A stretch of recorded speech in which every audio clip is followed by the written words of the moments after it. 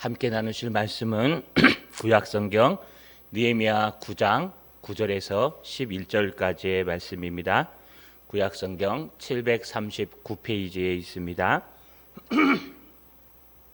느헤미야 9장 9절에서 11절까지의 말씀입니다. 구약성경 739페이지에 있습니다. 우리 찾으셨으면 함께 읽겠습니다.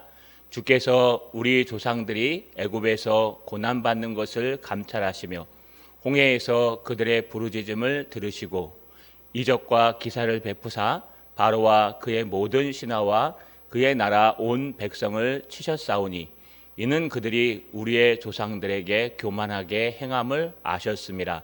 주께서 오늘과 같이 명예를 얻으셨나이다. 또 주께서 우리 조상들 앞에서 바다를 갈라지게 하사 그들이 바다 가운데를 육지같이 통과하게 하시고 쫓아오는 자들을 돌을 큰 물에 던짐같이 깊은 물에 던지시고. 아멘. 우리 가정에서 또 이곳에서 손을 들어 하나님 앞에 인사하겠습니다. 출애굽의 하나님의 은혜를 받읍시다.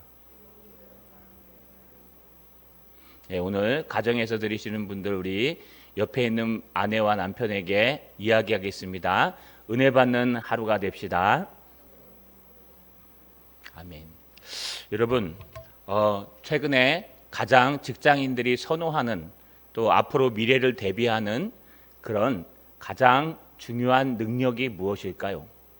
앞으로 2030년이나 2040년쯤 되면은 이제 AI가 발전하고 또 대부분 단순 작업은 로봇이나 기계들이 하기 때문에 그때 우리 인간은 어쩌면 AI나 기계에 대해서 경쟁하고 싸워야 합니다.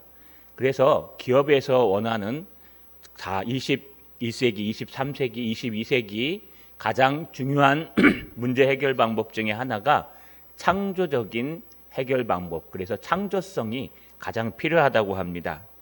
1952년에 이 창조적 문제 해결로 큰 여러분 이익을 본 사람이 있었습니다. 미 군대에서요, 아이젠하워 대통령이 1952년에 한국을 방문했습니다. 주한미군 사령부를 방문하려고 왔는데요, 오기 전에 될 수만 있으면 주한미군에 있는 모든 그 안에 있는 시설들이 겨울이라 이제 파란색으로 준비해야 되겠다 해서요, 그 주한미군 사령관이 사람들을 업체를 찾기 시작했습니다. 어떤 업체를 찾냐? 우리 캠프를 다 파란색으로 만들어줄 수 있는, 잔디를 심어줄 수 있는 업체를 한겨울에 찾았습니다. 많은 업체들이 겨울에 잔디요? 라고 하면서 고개를 설레설레 저었습니다. 아무리 찾아봐도 한겨울에 그 땅바닥에 잔디를 심어서 캠프를 파랗게 물들여줄 사람은 없었습니다. 그런데 이때 창조적인 사고를 가진 사람이 있었습니다. 그가 쓴 것이 바로 앞에 있는 화면입니다. 하나는 볼이고요, 하나는 잔디입니다. 다시 말해서 꼭 잔디여야만 하겠느냐, 겨울에 잔디? 이 생각만 하다 보니까요, 결국 잔디를 구하지 못한 다른 업체들은 다 포기했는데 한 사람만 잔디 말고 다른 파란색으로 하면 된다. 그래서요, 캠프에다가 보리를 갖다 심었다고 합니다.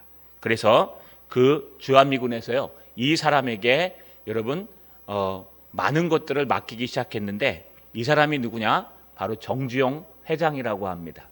그 이후에 미국에서 일거리가 있으면 이 정주영 회장에게 주어서요, 대우와 또 현대그룹을 만든 아주 중요한 인물 중에 하나입니다. 이것이 바로 창조적인 사고입니다. 우리 앞에 있는 많은 문제들에 대해서 고전적인 접근도 필요하겠지만 때로는 그것에 맞게, 상황에 맞게 창조적인 접근이 필요합니다. 오늘날 더욱더 그런 것 같습니다. 이제 코로나가 많은 시간들을 빼앗아 갔고요, 또 오미크론 변이가 일어나니까요, 더 많은 전파력이 강해져서 어쩌면 우리가 예전 코로나 이전 시대로 돌아가기가 많은 시간이 걸리고 어려울 것 같습니다. 그렇다면 우리는 사고의 전환, 또 생각의 전환, 그래서 본질은 놓치지 않되 모든 방법은 우리가 좀 더 유연하게 해서요, 이 모든 문제를 여러분 창조적인 시각으로 풀어가야 됩니다. 그러나 또 하나 우리에게 필요한 것이 있습니다. 그건 바로 신앙적인 해결책입니다. 창조적인 해결책을 넘어서 정말 근원부터 해결할 수 있는 방법은 신앙적인 해결책이요. 신앙적인 해결책은 곧 하나님의 말씀 속에서 하나님의 음성을 듣는 것입니다. 오늘 말씀을 통해서 여러분의 창조력이 신앙력으로 바뀌는 저 여러분 되시기를 주님의 이름으로 간절히 소망합니다. 우리가 지금 레위인들의 찬양을 듣고 있습니다.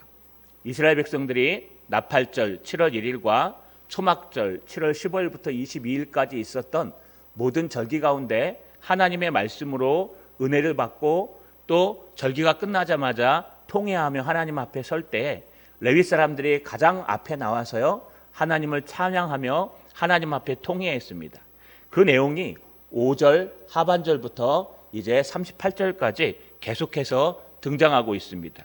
지난주에 우리는요 첫 번째 그들의 찬양을 들으며 쿰룸 높고 뛰어나신 하나님께서 갈대아 우르에서 가장 부족한 아브라함 같은 사람을 선택하셔서 그에게 언약을 맺으시고 그의 언약을 이제 여호수아 때 성취하는 내용, 뛰어나신 하나님께서 인간의 약함을 아시고 그를 부르시고 약속하시는 하나님을 찬양하는 내용을 살폈습니다. 오늘은요 여러분 출애굽으로 넘어갑니다. 성경의 순서에 따라서 출애굽의 은혜를 주신 하나님, 이것이 바로 우리가 믿는 하나님을 찬양하는 레위 사람들의 찬양입니다. 여러분 어떤 하나님일까요? 오늘 9절에 보니까 주께서 우리 조상들이 애굽에서 고난받는 것을 감찰하시며, 이스라엘 백성들이 이제 여러분 요셉 때에 기근이 들어서 애굽으로 모두 내려갑니다. 그리고 애굽에서 비돔과 라암셋이 있는 고센 땅에 살게 됩니다. 그 살 때에 요셉이 있을 때까지는 괜찮았습니다. 그런데 요셉을 알지 못하는 새로운 바로가 황제가 세워지면서 이제 이스라엘 백성들은 타 민족이 되었고 또 그들을 경계하는 소리들이 일어나기 시작했습니다. 그래서 애굽 왕 바로는요 비돔과 라암셋이라는 국고성을 짓기 위해 애굽에 있는 이스라엘 백성들을 동원시켰습니다. 그들을 혹독하게 관리하고 혹독하게 채찍질했습니다. 심지어 남자아이나 나면은 나인강에 빠져 죽이라고 할 정도로 그들을 핍박했습니다. 그러자 그 이스라엘 백성들이 하나님 앞에 부르짖기 시작합니다. 고난받는 것을 하나님 앞에 부르짖는 것입니다. 그런데 하나님께서 이것을 감찰하셨다고 합니다. 이 감찰하셨다라는 히브리 원문을 라라고 하는데요. 조사하다, 검사하다, 자세히 보다. 여러분 형사가 사건이 일어난 현장에 가서 감식할 때 대충 보고 나올까요? 그렇지 않습니다.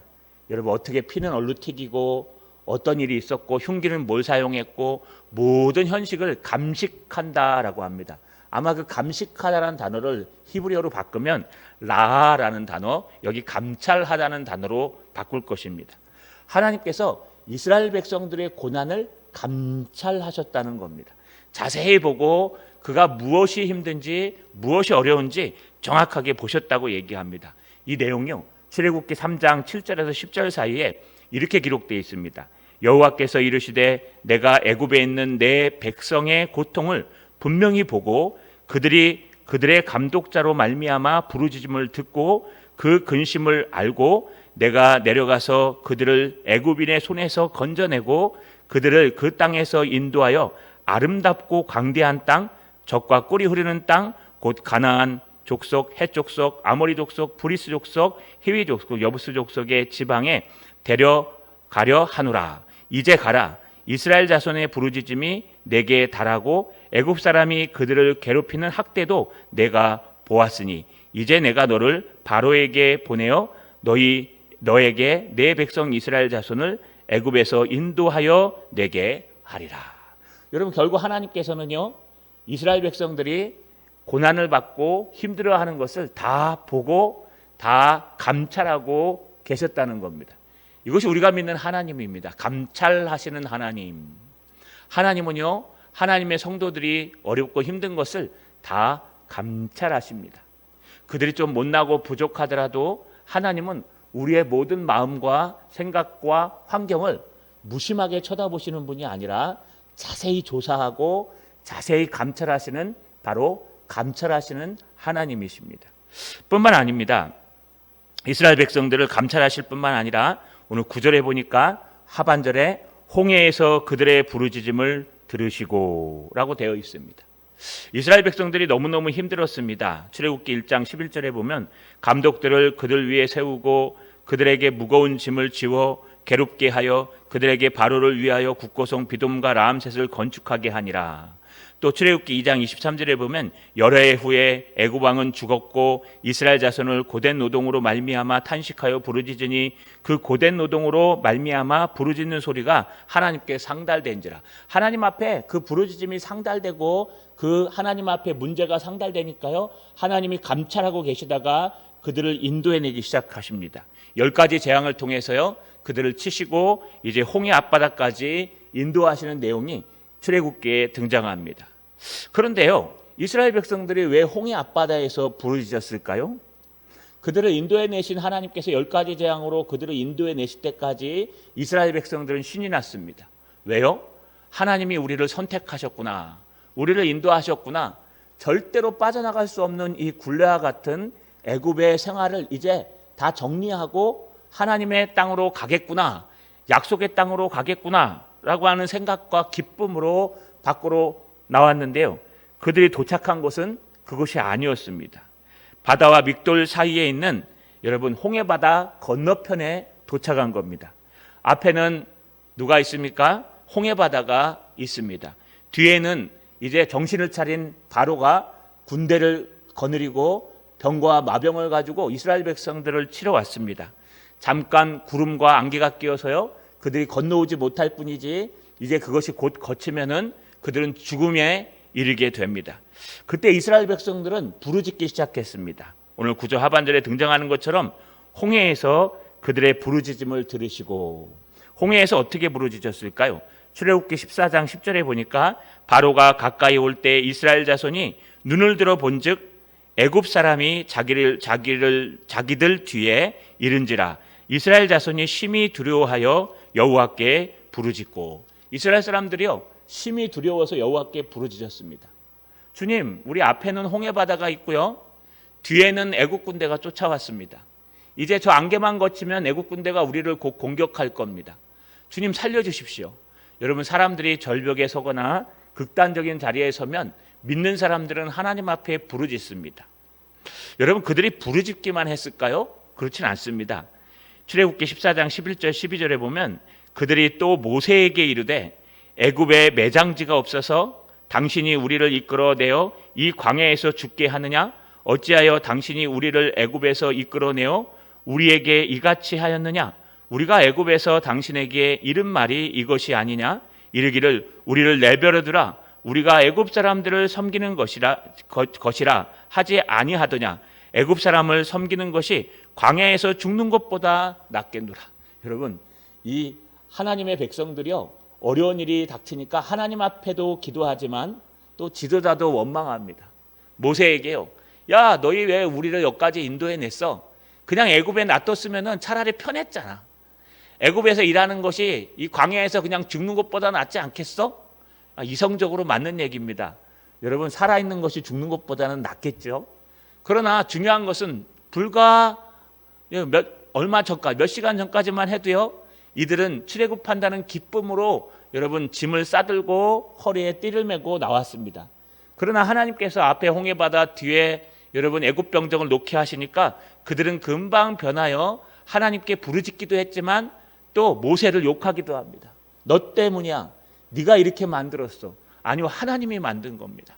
하나님이 하나님의 앞에 큰 이적을 보여주기 위해서 하나님께서 홍해바다 앞에 세웠는데 그들은 환경과 형편만 보고요 너 때문에 그런 거야 라고 하며 마녀 사냥하듯이 모세에게 그 원망을 돌리고 모세를 야단하고 원망하는 내용이 등장합니다. 이스라엘 백성들은 하나님께 부르짖은 내용보다 모세를 원망한 내용들이 더 많이 있습니다. 그럼에도 불구하고 하나님은요 오늘 본문에 뭐라 그럽니까? 홍해에서 그들의 부르짖음을 들으시고, 하나님은 들으셨다고 합니다. 하나님은요 홍해에서 이스라엘 백성들이 하나님 앞에 부르짖는 것도 들으시고 모세를 원망하는 것도 다 들으셨습니다. 그럼에도 불구하고 하나님은요, 이스라엘 백성들을 하루에 하나님께 부르짖는 내용들을 들었다고 설명하고 있습니다. 여러분, 이것이 바로 하나님의 은혜입니다. 출애굽의 하나님은요, 감찰하시고 들으시는 하나님입니다. 그래서 레위 사람들은 감찰하시고 들으시는 하나님을 찬양하는 겁니다. 자, 여러분, 이 하나님이 우리의 하나님입니다. 지금도 우리 성도들이 어려움을 당할 때 하나님은 다 감찰하시고 듣고 계십니다. 우리 성도들이 어려움과 환난을 당할 때, 또 오늘날 코로나를 겪을 때, 또 많은 벽들과 산들이 있을 때 하나님 앞에 부르짖으면 하나님은 그것을 감찰하고 계시다가 들으신다는 것입니다. 듣고 우리의 생각과 마음을 위로하시고 안다는 것입니다. 저 여러분, 이런 감찰하시고 들으시는 하나님을 찬양하는 저 여러분 되시기를 주님의 이름으로 간절히 소망합니다. 자, 그러면 들으시고 감찰하시기만 하시는 하나님이 있다면 여러분, 문제는 해결될까요? 그렇지 않을 겁니다. 문제를 해결해 주셔야 참된 하나님이십니다. 문제는 잘 듣고 또 문제를 잘 여러분 들으시고 또 잘 파악한다 그래서 모든 것이 해결되지는 않습니다. 의사를 찾아가 보시면 압니다. 진단을 잘하는 의사가 또 여러분 그 처리도 잘하는 그런 일이 있지만, 때로는요, 진단은 잘하지만 여러분 처리를 잘 못하는 사람들도 있는 것을 봅니다. 우리 마찬가지입니다. 하나님의 일도요, 만약에 하나님이 진단을 잘 하시고 잘 들으시고 잘 보시는 하나님이시다, 그런데 아무것도 할 수 없는 무능력한 하나님이시라면 아마 우리는 믿기가 어려울 겁니다. 그냥 위로 정도 받고 끝날 겁니다. 그런데 하나님은 이것에 대해서 정확하게 해결해 주시기 시작합니다. 오늘 10절 상반절에 보니까 이적과 기사를 베푸사. 하나님은요, 이스라엘 백성들이 비돔과 라암셋 때문에 힘들어하는 것을 감찰하셨습니다. 그래서 모세를 보내셨습니다. 또 모세를 통해서 10가지 재앙을 통해 밖으로 나와서 홍해 앞바다 앞에 섰을 때 그들이 부르짖고 외치는 소리를 들으셨습니다. 주님께서는요, 드디어 그들에게 역사하십니다. 하나님께서 하시는 해결 방법은 바로 당시 이적과 기사였습니다. 이적이란 단어와 기사란 단어는 거의 비슷한 단어입니다. 이적과 기사는 따로 표현하지 않고 여러분 그냥 우리 한글로 기적이라고 표현해도 크게 틀리지는 않습니다. 바로 기적을 일으키셔서 하나님이 하셨다는 그 하나님의 기적, 표적을 일으키셔서 이 문제를 해결하기 시작합니다. 어떻게 해결하실까요? 오늘 11절에 보니까 역사상으로 11절이 먼저 등장하는 게 맞습니다. 근데 10절의 내용이 등장한 것은 아마 이 사건을 더 강조하기 위해서인 것 같습니다. 오늘 11절에 이 이적과 기사를 베푸신 내용이 등장합니다. 첫 번째가 뭘까요? 바로 주께서 바다를 갈라지게 하셨다는 겁니다. 오늘 11절 상반절에 또 주께서 주의 조상들 앞에서 바다를 갈라지게 하사. 여러분, 우리가 잘 아는 내용이죠. 홍해 바다가 갈라졌습니다. 여러분, 출애굽기 14장 21절에 보니까 모세가 바다 위로 손을 내밀매 여호와께서 큰 동풍이 밤새도록 바닷물을 물러가게 하시니 물이 갈라져 바다가 마른 땅이 된지라. 이스라엘 자손이 바다 가운데 육지로 걸어가고 물은 그들의 좌우의 벽이 되니라. 여러분, 바다를 육지처럼 걸어갔다고 얘기합니다. 불가능한 일입니다. 왜요? 이것은 우리의 상식과 우리의 생각을 초월한 겁니다. 인간의 상식으로 생각하면 홍해 앞바다에 빠져 죽는 게 맞습니다. 인간의 상식으로 생각하면 뒤에 있는 병거와 마병에게 잡혀 죽는 게 맞습니다. 인간의 상식과 인간의 생각으로 판단하고 이것을 해결하려면요, 여러분 홍해 앞바다, 여러분 뒤에 있는 바로의 군대들, 이 문제를 해결할 수 있는 방법이 없습니다. 여기에 창조적인 생각이 필요하겠죠. 그래서 많은 사람들이 창조적인 생각으로 이렇게 얘기합니다. 저 홍해가 우리 저기 여러분 무슨 기적이 일어나는 것처럼 말라가지고 이렇게 올라왔을 것이다. 어떤 사람들이 창조적으로 아마 이 홍해가 무릎까지밖에 안 왔을 것이다. 근데 마른 땅을 밟고 지나갔대요. 그러니까 인간의 창조적인 생각을 가지고도 해결할 수 없는 일이 많이 있다는 거예요. 그때 필요한 것이 무엇이냐? 바로 하나님의 기적과 이사, 표적입니다. 하나님의 기적은요, 홍해를 갈랐습니다. 홍해를 가르고 마른 땅을 밟고 지나갈 정도로 하나님의 놀라운 역사는 인간의 창조력을 뛰어넘어 기적과 이사로 홍해를 가르는 놀라운 역사로 인도에 갔다는 것입니다. 이게 감찰하시고 또 들으시는 하나님의 첫 번째 해결책이었습니다. 두 번째 해결책은 뭘까요? 바로 주께서 바다를 육지같이 통과하게 하셨다는 거예요. 11절에 보니까 그들이 바다 가운데를 육지같이 통과하게 하시고, 그냥 걸어간 것도 아니고 바다를 육지처럼 걸어갔다는 겁니다. 마른 땅을 밟고 걸어갔다는 겁니다. 출애굽기 14장 22절 아까 읽었는데요. 이스라엘 자손이 바다 가운데를 육지로 걸어가고 물은 그들의 좌우에 벽이 되니, 좌우에 이렇게 벽이 탁 되고요, 물이 멈춰섰다는 겁니다. 그리고 바다 가운데를 육지같이 걸어갔답니다. 여러분, 이게 말라갖고 될까요? 어떻게 이게 바다가 이렇게 벽이 될까요? 바다가 벽이 됐다. 이 벽이 됐다는 말을 해석할 수 있으면요, 그 과학적으로 해석하는, 상식으로 해석하는 사람들의 말이 맞을 수 있습니다. 그런데 바다를 아무리 바람이 분다 그래도 바람이 확 불어가지고요, 바다가 육지처럼 된다는 것은 불가능합니다. 이건 그냥 기적, 이사, 표적이라고 표현하는 게 맞습니다. 하나님은 홍해를 가르시고 홍해에 길을 내셔서, 대로를 내셔서 바다를 육지처럼 건너갈 수 있게 만드시는 하나님이십니다. 뿐만 아닙니다. 하나님의 이적의 세 번째는요, 바로 11절에 등장합니다. 하반절에 쫓아오는 자들을 돌을 큰 물에 던짐같이 깊은 바다에 던지시고, 하나님은요, 뒤에 쫓아오는 군대와 마병들이 있었습니다. 바로의 군대입니다. 그들이 육지같이 건너가도 그들이 따라잡을 수 있습니다. 병거와 마병에 달리는 속도가요, 사람의 속도보다 몇십 배가 됩니다. 그렇기 때문에 그들이 아무리 잘 걸어가도 그들이 마른 땅을 건너와서 이스라엘 백성들을 공격한다면 그것 또한 문제가 됩니다. 지금 하나님의 백성들에게 있는 문제는 앞에 홍해바다, 뒤에 병거들입니다. 그런데 하나님께서 또 하나의 이적은 그들이 병거들이 들어올 때 하나님이 그들을 막으십니다. 출애굽기 14장 23절에 보니까 애굽 사람과 바로의 말들, 병거들과 그 마병이 다 그들 뒤를 추격하여 바다 가운데로 들어오는지라 새벽에 여호와께서 불과 구름 기둥 가운데 애굽 군대를 보시고 애굽 군대를 어지럽게 하시며 그들의 병거의 바퀴를 벗겨서 달려가기를 어렵게 하시니 애굽 사람들이 이르되 이스라엘 앞에서 우리가 도망하자 여호와께서 그들을 위하여 싸워 애굽 사람들을 치시는도다. 여호와께서 모세에게 이르시되 내 손을 들어 바다 위로 내밀어 물이 애굽 사람들과 그들의 병거들과 마병 위에 다시 흐르게 하라 하시니 모세가 곧 손을 바다 위에 내밀매 새벽이 되어 바다의 힘이 회복된지라.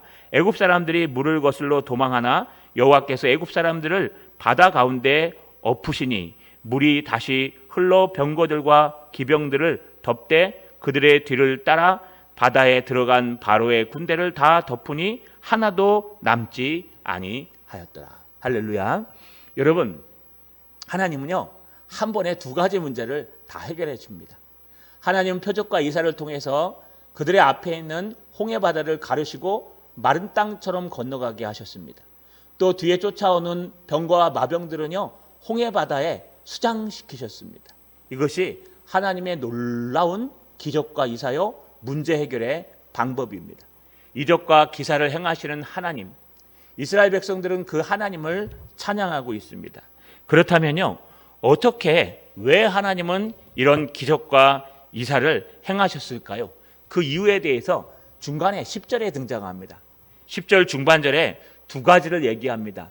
먼저 뒤에 쫓아오는 병거와 마병들을 수장시키신 이유를 이렇게 설명하십니다.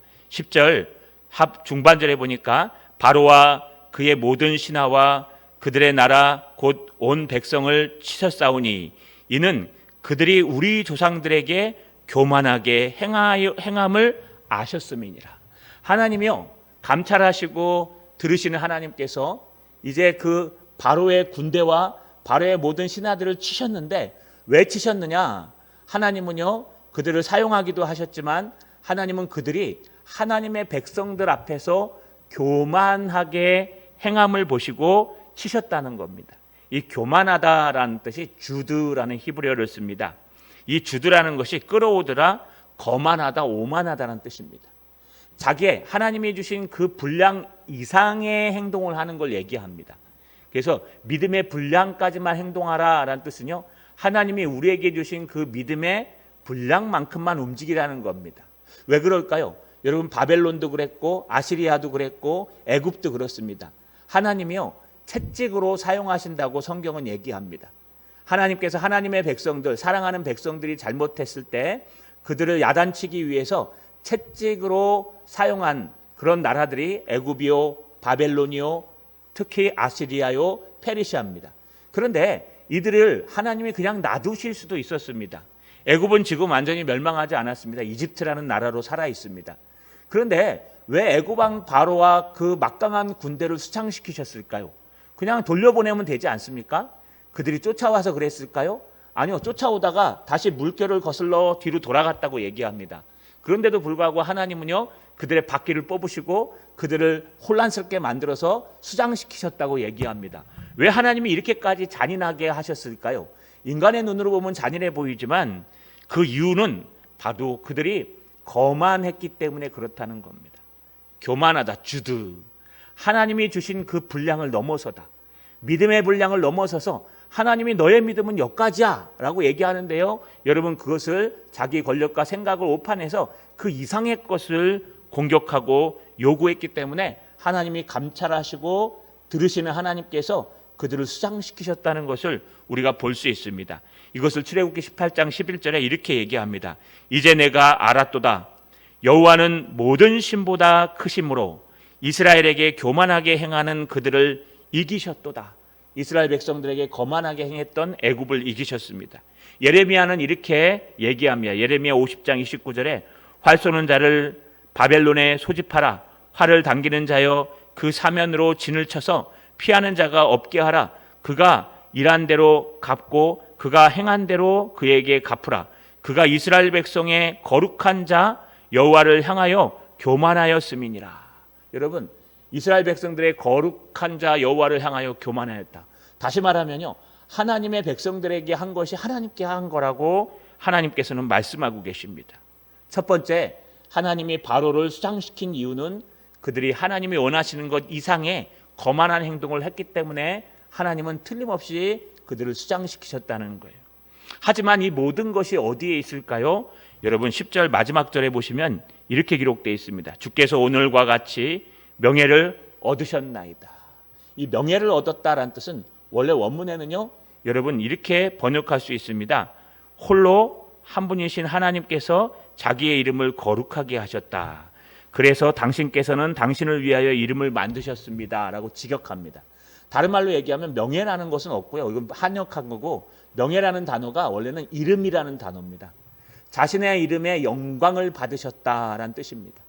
하나님이 이렇게 하나님의 백성들을 인도하셔서 여러분, 이렇게 출애굽 사건을 일으키시고 이적을 행하셔서 바로를 수장시키시는 이 모든 일에 그 목적과 이유는요, 영광 받으시기 위하여 하셨다는 겁니다. 우리가 늘 웨스터민스터 신앙고백서의 말씀을 통해서 우리 배우죠. 인간의 첫 번째 된 목적은 무엇입니까? 우리 인간이 살아가는 첫 번째 목적은 무엇입니까? 안 믿는 사람이야 돈이요, 권력이요, 명예요, 이 땅에서 평안하게 잘 사는 것이요, 행복한 것이요 라고 얘기하지만 믿는 사람들은 다릅니다. 믿는 사람들은 하나님으로 인하여 기뻐하며 하나님의 이름을 영화롭게 하며 그분으로 인하여 기뻐하는 것이라고 웨스터민스터 신앙고백서 제1분에 인간의 살아가는 목적에 대해서 얘기하고 있습니다. 왜 그럴까요? 하나님은 어려움을 주시는 것도 하나님의 영광을 위해서 허락하시는 겁니다. 이스라엘 백성이 저 애굽 땅에서요, 비동과 라암셋을 지면서 억울한 일을 당하고 힘든 일을 당하고 하나님 앞에 부르짖는 그 모습도 하나님은 다 알고 계십니다.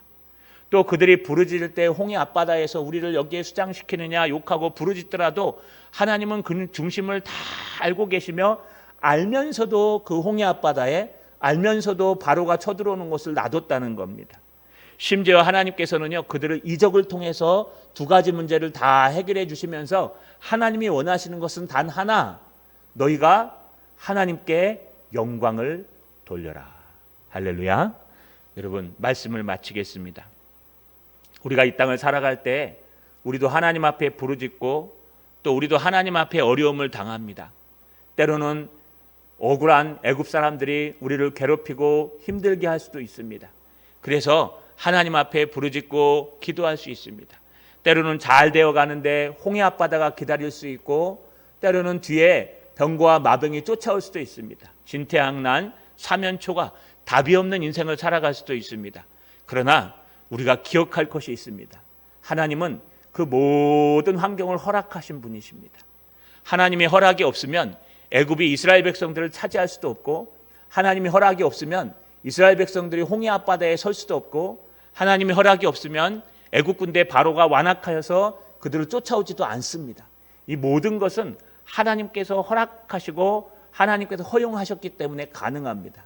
그때 우리에게 필요한 것은 하나님께 부르짖는 것입니다. 하나님 앞에 부르짖고 주님을 붙드는 것입니다. 창조적인 생각을 뛰어넘어 신앙적인 생각으로 믿음으로 하나님 앞에 서는 것입니다. 그러면 감찰하시는 하나님, 들으시는 하나님께서 듣고 감찰하시고 홍해를 가르는 이적과 표적을 행하여 주신다는 말입니다. 저 여러분, 한 주간 동안 홍해 바다가 기다릴지라도, 한 주간 동안 바로의 군대가 쫓아올지라도, 아니요 비동과 라암새 때문에 이 인생의 굴레에서 빠져나갈 수 없는 것처럼 느껴질지라도 이적과 기사를 행하시는, 감찰하시고 들으시는 하나님 앞에 바르게 서셔서 승리하는 저 여러분 되시기를 주님의 이름으로 간절히 소망합니다.